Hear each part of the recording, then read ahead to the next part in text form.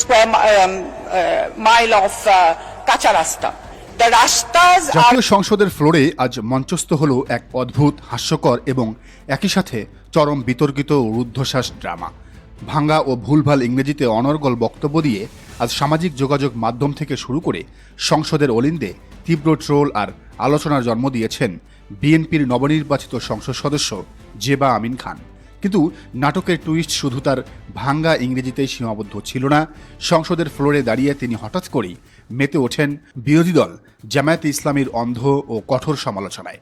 যে জামায়াতকে সাথে নিয়ে বিএনপি এত বছর রাজপথ কাঁপিয়েছে, সেই জামায়াতকে খোদ সংসদের ভেতরে দাঁড়িয়ে যখন জেবা আমিন তুলোধুনা করছিলেন, তখন গ্যালারিতে বসা রাজনৈতিক বিশ্লেষকদের মনে কেবল একটি প্রশ্নই ঘুরপাক খাচ্ছিল, কে এই জেবা আমিন খান? জামায়াতকে রাজাকার বা ফ্যাসিবাদী ট্যাগ দেওয়ার আগে তিনি কি নিজের পারিবারিক আয়নার দিকে একবারও তাকিয়ে দেখেছেন? ইতিহাসের ধুলোবালি ঝাড়লে জেবা আমিন খানের যে পারিবারিক ডিএনএ বেরিয়ে আসে, তা বর্তমান বিএনপির জন্য এক চরম আত্মঘাতী এবং লজ্জাজনক অধ্যায়। জেবা আমিন খান আসলে কোনো সাধারণ পরিবারের সন্তান নন। তিনি এদেশের ইতিহাসের অন্যতম কুখ্যাত এক সম্ভ্রান্ত মুসলিম পরিবারের উত্তরাধিকারী। তার আপন বাবা আখতারউদ্দিন আহমেদ ছিলেন তৎকালীন পাকিস্তানের জাতীয় পরিষদের একজন কট্টর সদস্য। 1971 সালে রক্তক্ষয়ী দিনগুলোতে যখন বাংলাদেশের স্বাধীনতা যুদ্ধ চূড়ান্ত রূপ নিচ্ছিল, ঠিক তখন পাকিস্তানি জান্তাদের সাথে হাত মিলিয়েছিলেন এই আখতারউদ্দিন আহমেদ। 1971 সালের 17 সেপ্টেম্বর দেশের অখণ্ডতা রক্ষা করার নামে, অর্থাৎ বাংলাদেশের স্বাধীনতাকে চিরতরে স্তব্ধ করে দিতে যে কুখ্যাত মালেক মন্ত্রিসভা গঠন করা হয়েছিল, সেই মালেক মন্ত্রিসভার বাণিজ্য মন্ত্রীর শপথ নিয়েছিলেন জেবা আমিনের বাবা আখতারউদ্দিন আহমেদ। 16 ডিসেম্বর পাকিস্তানের আত্মসমর্পণের পর যখন বাংলাদেশ স্বাধীন হয়, তখন এই জেবা আমিন খানের বাবা আখতারউদ্দিনকে বিচারের মুখোমুখি করে মুজিব সরকার। জেবা আমিনের বাবা আখতারউদ্দিন আহমেদ তখন ঐতিহাসিক দালাল আইনে গ্রেপ্তার হয়ে জেল হাজতে ছিলেন।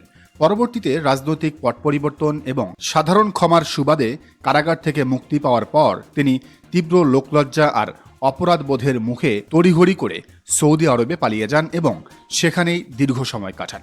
ইতিহাসের কি অদ্ভুত এবং নির্মম রসিকতা! আজ বিএনপির নিজেদের দলের সংরক্ষিত আসনের শীর্ষ এমপি খোদ এক শীর্ষ রাজাকারের সন্তান, যার বাবা বাংলাদেশের স্বাধীনতার বিরুদ্ধে অস্ত্র এবং মন্ত্রণালয় দুটোই চালিয়েছিলেন। অথচ সেই দলটির নেত্রীরাই আজ সংসদে দাঁড়িয়ে বুক ফুলিয়ে জামায়াতে ইসলামীকে রাজাকারের খোঁটা দেয়। নেতারা জামায়াতে ইসলামীর নিষিদ্ধ চায়।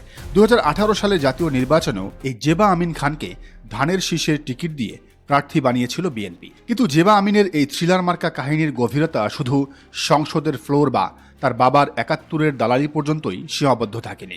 ক্ষমতার সুবাতাস পেয়ে রাজপথে এবং ঢাকার অভিজাত এলাকায় তিনি যে তাণ্ডব চালিয়েছেন, তা যে কোনো পেশাদার মাফিয়া ডনের ক্রাইম রেকর্ডকেও হার মানাবে। রাজনীতি আর ক্ষমতার দম্ভকে পুঁজি করে খোদ ঢাকার সবচেয়ে ভিআইপি এবং অভিজাত বাড়িধারা কূটনৈতিক এলাকায় এক ভয়ঙ্কর মব সৃষ্টি করে সাবেক স্বামীর বিলাসবহুল ফ্ল্যাট দখলে নিতে গিয়ে ব্যাপক ভাঙচুর এবং নগ্ন লুটপাট চালিয়েছিলেন ঝালকাঠি জেলা বিএনপির এই শীর্ষ নেত্রী। ঘটনার বিবরণ অনুযায়ী বাংলাদেশ মহিলা দলের এই কেন্দ্রীয় সহসভাপতি গত বছরের 27 জুন তার বিশাল দলীয় ক্যাডার বাহিনী এবং একদল হিজড়াকে ভাড়া করে বাড়িধারার ওই নির্দিষ্ট বিলাসবহুল অ্যাপার্টমেন্টে এক অতর্কিত হামলা চালায়। জেবা আমিনের সাবেক স্বামী এবং ক্যাপিটাল ল্যান্ড ডেভেলপমেন্ট লিমিটেডের প্রভাবশালী মালিক মোকাররম হোসেন খান ওই সময় ব্যক্তিগত প্রয়োজনে কানাডায় অবস্থান করছিলেন। বাড়িটি সম্পূর্ণ পুরুষশূন্য এবং অরক্ষিত থাকার এই সুবর্ণ সুযোগটিকেই কাজে লাগান ক্ষমতাশালী এই বিএনপি নেত্রী। প্রায় 8 বছর আগে মোকাররম হোসেনের সাথে জেবা আমিনের অফিসিয়ালি ছাড়াছাড়ি বা ডিভোর্স হয়ে গেল আইনের নানাবিধ মারপ্যাচ আর রাজনৈতিক প্রভাব খাটিয়ে ওই বহুতল বাড়ির 501 নম্বর ফ্ল্যাটটি তিনি আগেই আদালতের এক বিতর্কিত আদেশে নিজের দখলে রেখেছিলেন। কিন্তু তার লোভের নজর ছিল পুরো বাড়ির উপর। কানাডায় স্বামীর অনুপস্থিতির সুযোগ নিয়ে জেবা আমিন তার ভাড়াটে হিজড়া এবং দলীয় গুন্ডাদের দিয়ে পুরো 6তলা বাড়ির 201 এবং 401 নম্বর ফ্ল্যাট দুটির তালা ভেঙে ভেতরে প্রবেশ করেন এবং ব্যাপক ভাঙচুর চালিয়ে মূল্যবান জিনিসপত্র লুটপাট করে ফ্ল্যাট দুটি জোরপূর্বক নিজের নিয়ন্ত্রণে নেন। মোকাররম হোসেনের পরিবারের পক্ষ থেকে সেই সময় বাড়িধারা থানায় বারবার আকুতি মিনতি এবং জরুরি সহযোগিতার জন্য যোগাযোগ করা হলেও ক্ষমতার দাপটে থাকা এই বিএনপি নেত্রীর বিরুদ্ধে পুলিশ প্রশাসন টু শব্দ করার সাহস পায়নি।